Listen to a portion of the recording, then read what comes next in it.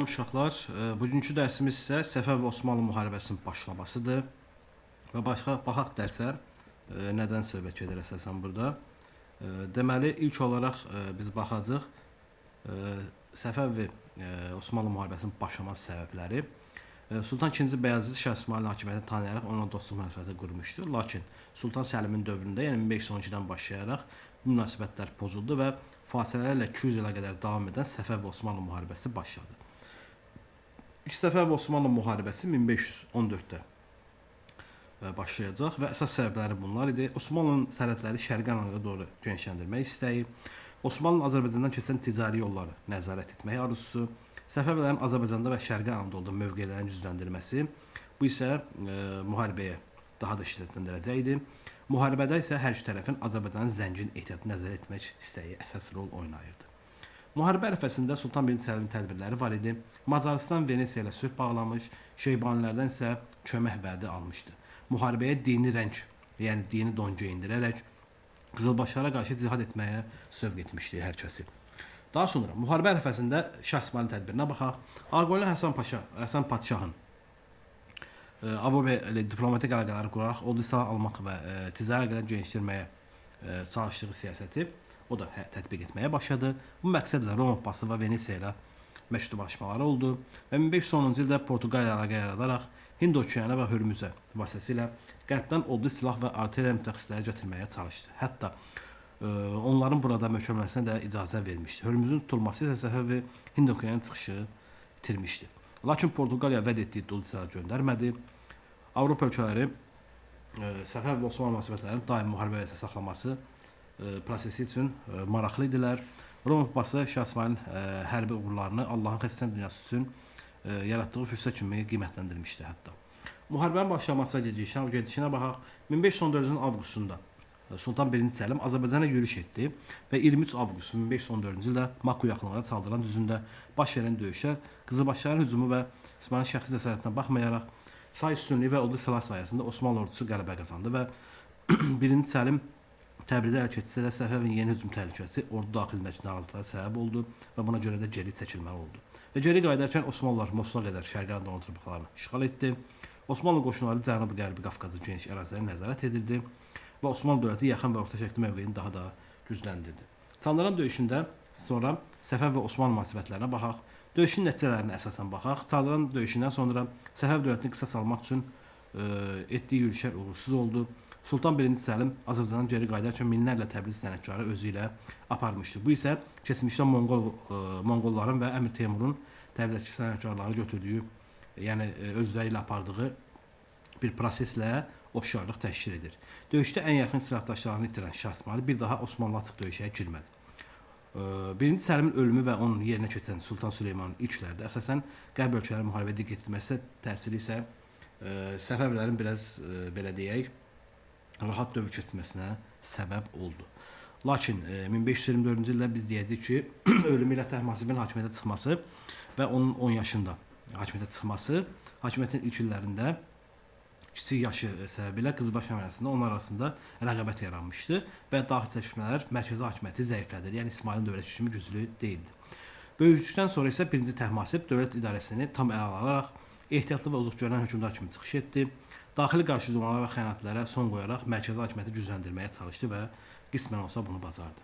Lakin Osmanlıların müharibələri, yəni hücumları davam edirdi.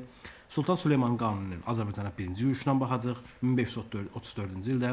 1534-cü ildə 1. Təhmasibin Xorasan özbəkləri müharibədən istifadə edərək Sultan Süleyman Qanuni Azərbaycana hücum etdi. Bu vaxtda Şah Təhmasibin bəzi taktikaları var idi. Məsələn, yandırılmış torpaq strategiyası, yəni taktikasından istifadə edildi. Sərhəd bölgələrindəki əhali köçürdü. Nəqli mümkün olmayan bütün ərzaq ehtiyatları və mal qaraları məhv edildi. Su qaynaqları torpaqlarla dolduruldu və otaqlar yandırıldı. Osmanlılar Təbrizə ələ keçsə də Azərbaycanda qala bilmədi.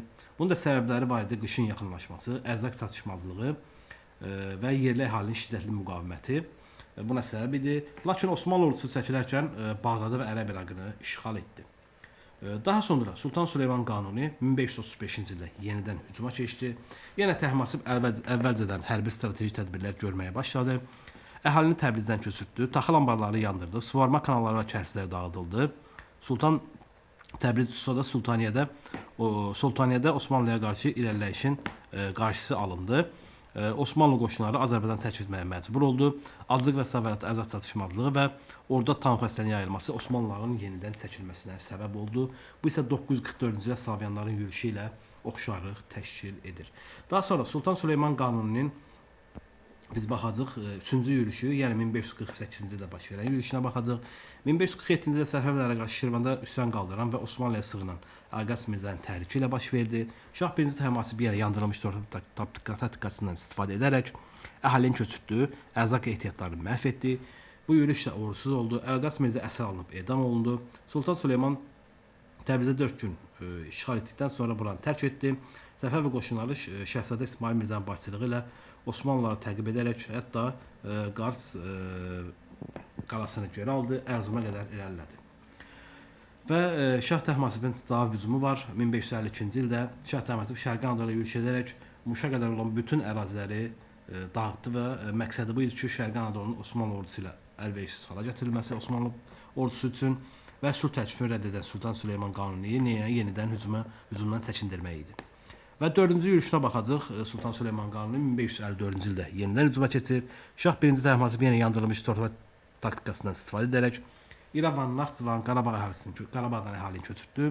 Buğurt qalasında, yəni 1554-cü yaxınında Osmanlı ordusunu məğlub etdi. Və Sultan Süleyman Naxçıvanı Tusada ərzaq çatışmazlığı və içkilər səbəbilə geri qayıtmağa məcbur oldu. Və bu hadisədən sonra 1555-ci ildə Amasya sülhü imzalandı. Müharibənin ilk mərhələsi Amasya sülhü ilə başa çatdı.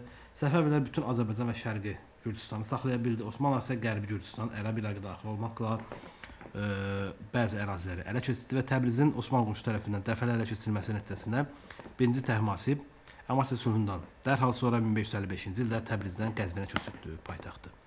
Və baxacaq burada əsas döyüşlər hansılardır? Bir deyəcək 1514-cü ildəki saldıran döyüşü Osmanlı ordusunun qələbəsi ilə başladı və Buğurt döyüşü 1554-cü Səfəvi qoşunlarının qələbəsi ilə başa çatdı. Daha sonra bu proseslərdən sonra 1538-ci ilə qayıdacaq.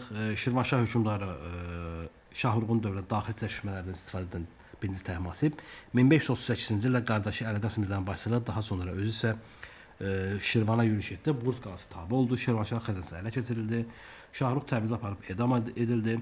Şirvanşahların və yerli əhalinin əmlakçıları müsadirə olundu. Dərbəndlər sülaləsinin hakimiyyətinə son qoyuldu. Şirvanşahlar dövləti süqut etdi və Səfəv dövlətinə birləşdirildi. Əlqas Mirzə Şirvanın yəni ilk bəylərbəyi təyin olundu.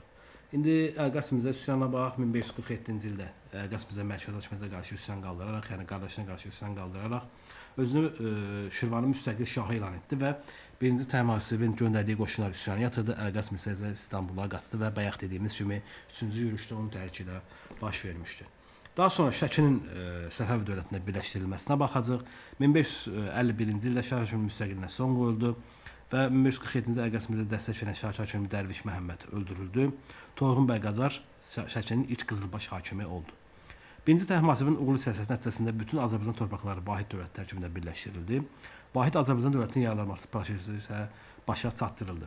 Birləşmənin faydaları bu idi ki, Azərbaycanın iqtisadi inkişafına müsbət təsir göstərdi və mədəni etnik birlik daha da gücləndi. İndi xəritəyə baxaq. Biz birinci dərsdə bundan əvvəlki yaranması dərsində ərazisini göstərmişdik. İndi müharibələr nəticəsində bax Tund Narıncı qeyd olunmuş ərazi 1510-cu ildə Hörmüz ərazisidir, Portuqaliyaya güzəşə edilir. O silah verilməsinə görə, lakin öz vədlərinə əməl etmir Portuqaliyalılar. Daha sonra 1534-cü ildə ələ keçirdiyi ərazilər var. Birinci 1514-də baxaq, 1514-cü ildə baş Şərqi Anadolu, Mosula qədər olan bütün Şərqi Anadolu ərazisinin itirilməsidir bu çaldıran döyüşündən sonra və 1534-cü ildə birinci yürüşün nəticəsində geri qayıdarkən ələ keçirdiyi Bağdad və İraq ərazisidir bu ərazilər. Bu Osmanlıların Səfəvilərlə birinci mərhələdə apardığı döyüşlər nəticəsində ələ keçirdiyi ərazilər, bir də Portuqaliyaya verilən ərazidir. Və biz sonra baxacağıq ki, 1538-ci ildə yəni bu ərazi Şirvan ərazisi birləşdirilir. Daha sonra isə Şəki ərazisi birləşdirilir və Azərbaycan vahid halda birləşdirilməli olur. Daha sonra biz deyəcəyik ki, paytaxt Təbriz idi. Və ilk paytaxt Təbriz idi, yəni birinci paytaxt Təbriz idi.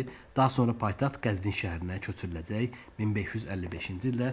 Sonrakı əsərimizdə isə biz görəcəyik ki, 1598-ci ildə isə paytaxt İsfahan şəhərinə köçürüləcəkdir. Ümidvaram sizin üçün faydalı olar. Oldu, çox sağ olun.